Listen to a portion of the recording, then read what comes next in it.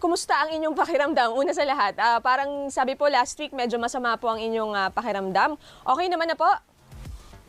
Medyo okay na, nagre-recover na. Nako, Okay lang. Opo, thank you po sir. At kahit May masama virus eh.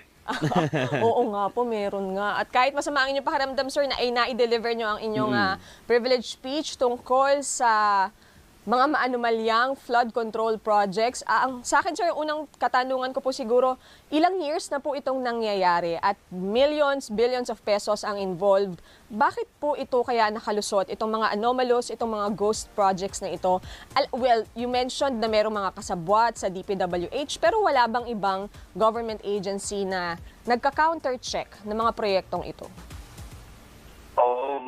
Alam mo, it took the fourth zona ng presidente, no, to awaken and make and get the nation involved, no, para i-monitor, i-report itong mga napakarami na ngayon nagre-report. Alam mo, inaasahan ko nung kami nagpe-prepare ng privilege speech, sabi ko, i-check natin mabuti ito. Tiyan na ipa-fact check tayo ng major ito ng mga netizens. Totoo nga, marami na nag-check.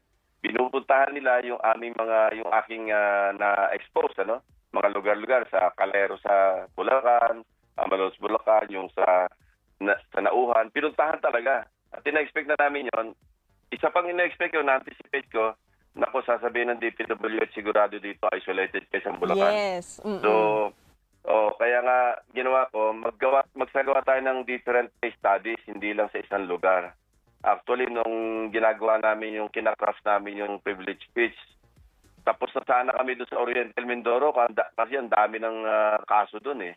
Pero sabi ko, hindi, mag-random sampling tayo sa ibang lugar, baka sabihin isolated case ito. Pero paano nakalusot itong mga ganitong projects, Sen? So kulang ng checks and balances talaga, even from other government agencies?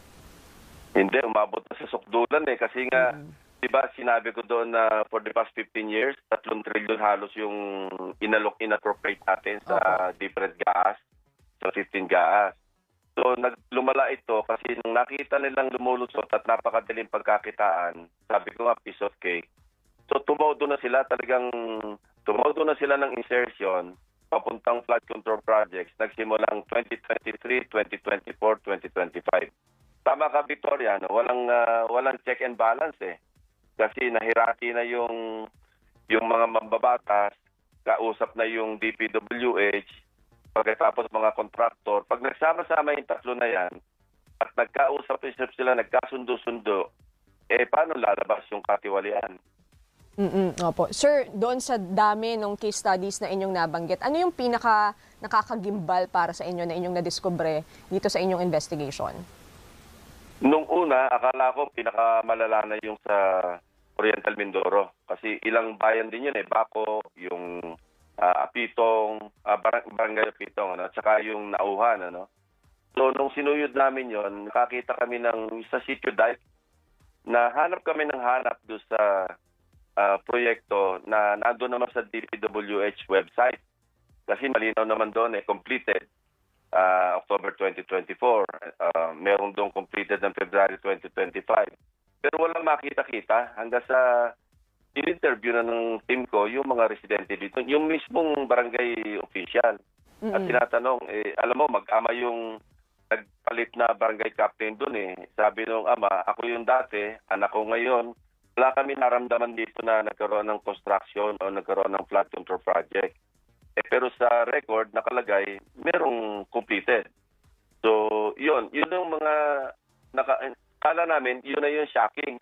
Pero nang magawin na kami sa Bulacan, talaga mas grabe. Yun ang sinasabi ko, pinaka-notorious. Opo, kasi yun yung pinakamarami. Oo, ang ghost projects doon hindi lang namin pinuntahan ng lahat. Mga 30. You can just imagine. Grabe. Opo. Senator, as much as yung iba sa atin siguro ayaw nang magturuan kasi gustong resolbahin na yung problema, pero obviously merong dapat managot dito at nakakagulat po yung inyong inireport na kung pag-uusapan natin ng budget, merong cut per cut. May mga dinadaanan yung budget at parang maliit na porsyento na lang yung napupunta doon mismo sa proyekto. So palagay po ninyo, sino talaga ang unang-unang dapat po na magpaliwanag o managot at panagutin po dito sa ganito naging sistema po natin sa budget ng mga flood control projects? Well, una, yung frontline agency, yung DPWH. Ano? Ang pangalawa, yung mga mababatas. Kasi ito, talagang turuan ito kasi hindi natin ma-identify hanggang sa ngayon kung sino yung mga proponents ng mga insertions. Kasi wala namang record dito. Mabuti na ngayon, meron kaming pinalabas na o inadapt, at least sa Senate, hindi ko alam na adapt na rin sa House, yung concurrent resolution na kung saan gagawin na naming transparent. Kasi lumakas na yung panawagan eh. Nagawin na natin transparent yung budget deliberations. Ano? Pero hindi pa rin fully transparent kasi hindi nakasaad doon kung i-identify ba namin yung mga proponents ng lahat ng insertions. Kasi yun ang pinakamainam eh. Dahil pag alam ng mga senador, alam ng mga congressmen na lahat ng insertions nila, maski ano pa yan, flood control pa yan, o maski anong infrastructure, o maski anong social services na appropriation, at alam nila matuturo pabalik sa kanila, sila na mismo magbabantay kung paano i-implement Kasi puputok at pag pumutok, babalik sa kanila, matuturo sa kanila. Pero sa ngayon, napakadaling tumanggi Maski ikaw, sila na mismo nag-insert, alam nilang walang record. Sasabihin lang, hindi ko alam yan. Opo. At parang lumalabas po doon sa inyong investigation na parang well-orchestrated ito kasi bukod doon sa sinasabing mga district engineers, meron ding nagiging cut yung mga miyembro ng Bids and Awards Committee. Meron din ang COA na sila dapat ang sumisilip dyan sa mga proyekto at budget na yan. Yung COA, mga resident COA yan palagay ko. Dahil alam mo, two steps pa nga yung pag-monitor niyan Kapag nag-implementa yung district engineer sa kanyang engineering district ng isang project, halimbawa magpe-prepare siya na tinatawag na project designation order kasi nandiyan na yung budget ginagawa nga rito, kaya kung mapapansin nyo, nakaatago ng pare-pareho yung tawag ko nga doon district o tawag nila, inadapt ko lang naman yung terminology nila na pati ang presidente, di ba, na-alarma siya kung bakit hindi po pwedeng iba-iba disenyo, iba-iba yung specs, iba-iba yung lugar, iba-iba naman yung haba ng yung linear meters. Pero bakit parang iisa talaga yung similar, eksaktong pare-pareho yung alokasyon. So, ang nangyayari kasi, may threshold kasi yung level ng threshold ng kung sino mag-iimplementa. Pagka sa District Engineering Office, 50 to 150 million. Pag lumampas ng 150 million hanggang 400 million, doon na yan sa regional office. At above that, sa central office na. So, pag tinambakan ng isang congressman halimbawa o isang senador, ang isang distrito ng halimbawa 5 billion, bahala ka na dyan. Kung magkausap yung legislator at saka yung district engineer, kasi alam naman natin karamihan ng district engineer ang nagpapa-appoint dyan, nakikiusap na ma-appoint dyan, mga district representatives sa kakausapin yung DPWH. So, bata-bata system yan. Pag nagtampak ng 5 billion, bahala ka na dyan, iaatado na yon ng hindi lalampas ng 150 million. So, yun nga, yung hubris, alam mo, na hindi man lang nilagyan ng konting discrepancy sa amount para mas madali makilala kasi ang tawag nga doon district para kilala kung sino yung proponent. Akin yan. So sa ibang mga medyo makikialam, kay ano yan, kay congressman yan kasi pag kanyang amount, madali matandaan, ika nga. So gano'n na nangyayari. Ang problema, ang naging malaking problema sa Bulacan, naging sindikato na nga. Pagka nagbigay na ng project designation order, ang susunod doon, mag-a-appoint na siya, magde-designate ng project engineer. Tapos siya na rin na magde-designate ng site inspector. Yung site inspector, ito yung every step of the way, siya dapat yung nagmo-monitor, tinitingnan kung tama yung design, tama pag-implementa ng kontratista.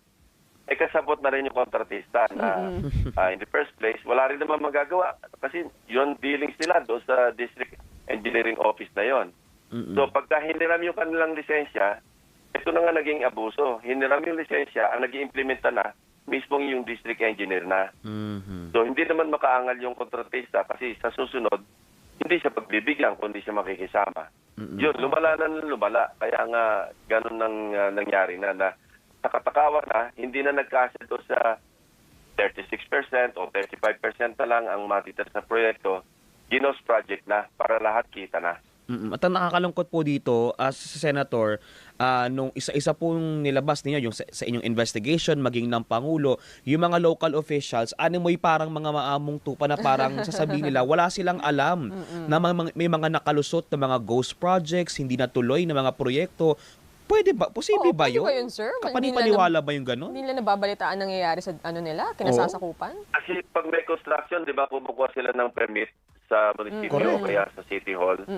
At maski sa barangay, sabi nga ni dating DPWH Secretary Bev Singson, di ba? Yung pati barangay, pumapapil pa rin na kung saan, bago pagbigyan ng barangay chairman o ng sanggunian ng barangay, yung mag-i-implementa ng proyekto, pumapapil din sila maski pa paano, nakikihati rin. So, kung well orchestrated, ang talagang biktima rito, yung mga taxpayers, tayo. Opo. So, Sen, nababanggit niyo po may mga mambabatas na involved. At doon po sa inyong privilege speech noong Wednesday, hindi niyo directly nabanggit ang any name ng any congressman. Pero doon sa isa niyong slide, sir, nakalagay yung pangalan ni Congressman Arnan Panaligan. So, are you pertaining to him, sir, when you said na merong mga congressman na involved dito sa mga anomalous projects, sa mga ghost projects? May interesting inside story dyan na Victoria. No? Nung kinakraft namin, lumabas na nga yung mga banners, mga Facebook posts at lahat. Tapos, siyempre, tinignan namin doon sa Nauhan at saka doon sa Baco. So, noong nandun talaga, nakabalanda talaga yung pangalan niya na funded by his office. Tapos, initiative niya, parang alokasyon ng opisina ng congressman. So, ako ayoko magbanggit ng pangalan na maski sino mambabatas kasi una-una wala namang pruweba na sila talaga yung nag-insert ng pondo.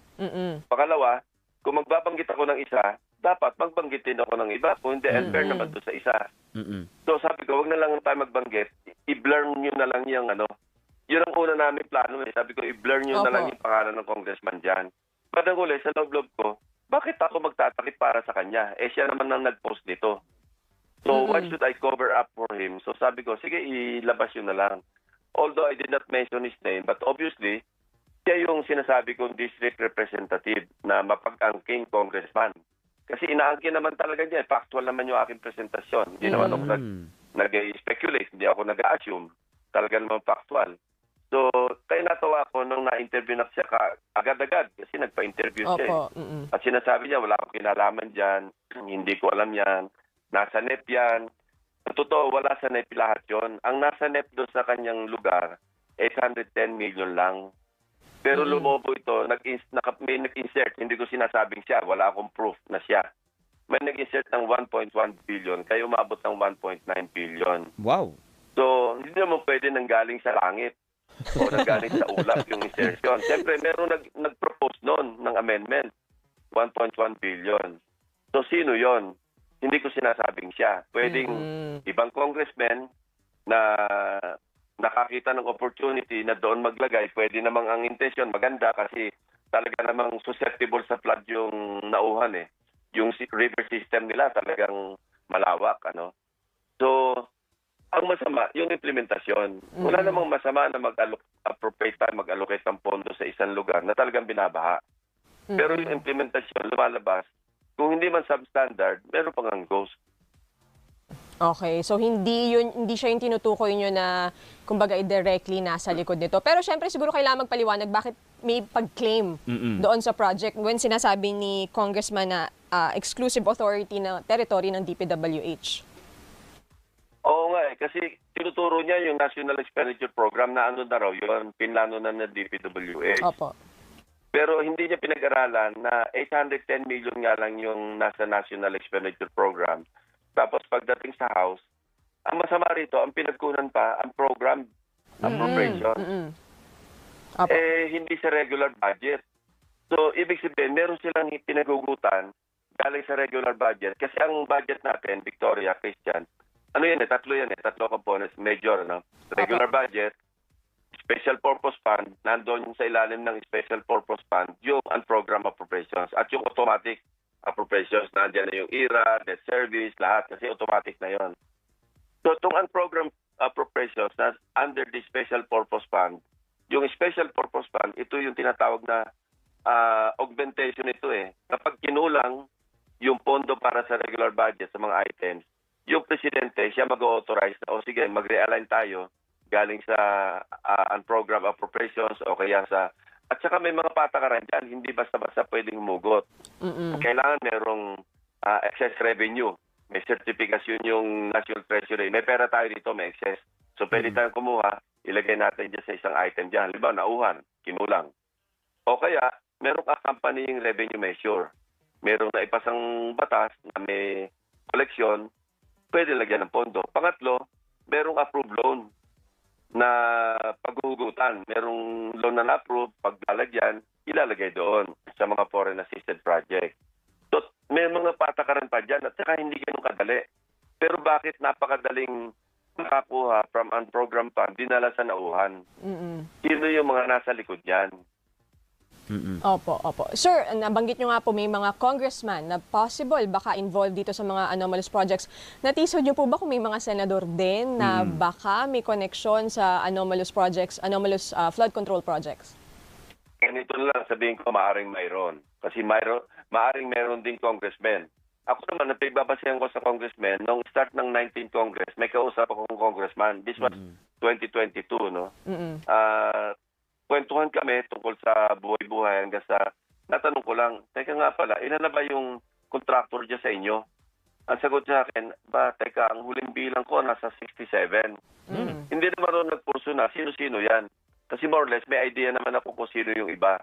Pero hindi ko na tinanong, bigyan mo nga akong listahan ng 67 kasi at the time, wala naman akong interest masyado. So kaya nabanggit ko na meron talagang mga contractor na naging congressman, may mga congressman na naging contractor. Yun talaga yung medyo masama kasi conflict of interest na yon. Kasi anong nangyayari, pagka contractor na yung congressman, siyempre, maghahanap siya ngayon ng mga proyekto na paglalagakan, kasi congressman siya, pwede siya mag-introduce ng amendment o insertion. So kung saan yung meron siyang interest, halimbawa, nandun nakadeploy yung mga equipment niya, doon siya maglalagay ng pondo para na sa ganun, makopo niya yung proyekto doon. Hindi naman nakapangalan sa kanya yung construction company. Pero alam naman ng taga-Rao na siya talaga yung may-ari. No? Kaya ngayon, kailangan talaga pag-aralan natin, kailangan integrated talaga itong pag-aaral. At saka yung audit na gagawin, dapat extensive enough, comprehensive enough, hindi lang yung, kaya naano ako doon sa comment na isolated case. Ibig sabihin doon, walang intensyon yung secretary ng DPWH para magsagawa ng malawakang internal audit. Kasi isolated, doon lang siya magpo-focus. Hindi lang naman talaga isolated. Yung integrated case ka ito ng napakarami lugar ngayon naglalabasan sa mga kayo na mismo, di ba, pagka nagpupunta kayo sa field para mag-imbestiga at gamit na ngayon yung sumbong sa Pangulo.ph website. At nakakatuwa kasi doon talaga kami rin nag-umasa ng malaki. Kasi nung una, nang wala pa yun, hindi pa nalulaunch yun, nagtatrabaho na kami.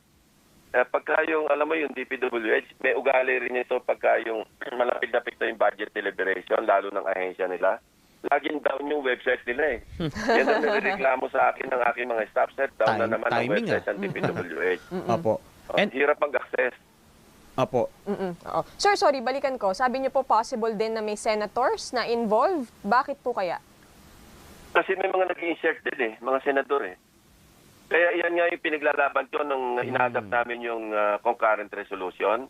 Sabi ko, sa chairman ng Finance Committee, si Senator Gatchalian, kasi sabi niya, i-upload yung second reading, i-upload yung third reading, i-upload yung... Marami siyang sinabing i-upload. Sabi ko, pwede bang i-upload din natin yung identities ng ating mga kasamahan na nagpo-propose ng amendments or insertions? Ang napagkasundoan namin, hindi siya pumayag kasi nga, ang explanation niya, may mga kasama tayo, kapag nag-introduce ng amendment, dagdag lang ng dagdag, hindi naman in-identify kung saan huhugutin. Sino maghahanap doon? Siyempre ng chairman. Pagka in-upload natin yun, lalabas doon, pinakamaraming pangalan doon ako. Yung chairman. Kasi siya nagbawas sa ahensya para idagdag doon sa mga sinabit na written amendments ng aming mga kasamahan. So sabi ko, di ganito na lang. kapag tinanong ko bakit umusbong dito sa isang ahensya, pwede bang i-identify mo sa akin kung sino yung nag-amend? Oo daw. Sabi ko, sige, hindi na ako mag-a-amend, basta kasunduan natin yan. So, yun ang sa akin, yun ang bottom line eh. Pagka when we say fully transparent ang deliberation ng budget, dapat fully transparent talaga. I-identify natin, i-disclose natin sa publiko kung sino yung mga responsable mismo sa mga individual amendments. Kasi nangyayari sa Senate, halimbawa, Christian Victoria, no? Yung chairman ng Finance Committee, magko-caucus kami, o submit nyo na yung mga, pag dumating na yung period of individual amendments, o submit nyo na yung mga amendments nyo. Wala itong minutes, wala itong floor, record sa plenary na kung sino nag-introduce. Sa House, mas grabe. Kasi ang dami nila, nagkikreate sila ng small committee. Sila nangangasiwa, kinakalap na yung mga amendments ng mga individual members. Kami, 24 lang. Parang small committee na rin kami. So, yun ang masama. Kasi pag hindi identified kung sino nag-introduce, malakas ang loob nila, maski 10 bilyon, magpapasok sila. Sa gitna po ng mga issue nga po ngayon sa flood control, may mga nananawagan po na tanggalin na o palitan na po sa pwesto si Secretary Manny Bonoan. Is it fair ba, Senator, na at the height of this investigation siya po ay maalis sa pwesto at palitan? Paano po makakaapekto ito sa pag-usad pa po ng investigation kung sakaling siya po ay palitan? Mahirap mag-judge, kasi hindi natin alam kung may kinalaman siya. At the very least, yung command responsibility na tinatawag. Pero alam mo, yung designation sa pagiging cabinet secretary, position of trust yan eh. That's between him and the president. Yung president naman, siya yung answerable sa publiko pagka yung inappoint niya, hindi nagpe-perform o kaya masama ang performance. So, I'd rather leave it to them, to Secretary Bonoan, to the president, to decide kung ano yung kahinatnan nung position o yung designation ni Secretary Bonoan. It's up to them. Ayoko makialam doon sa kanilang punto kasi hindi saklaw ng aking job description yun, ika nga. At Sen, panghuli na lang pong katanungan. Sa mga susunod na araw, meron pa po ba kayong ibang isisiwalat?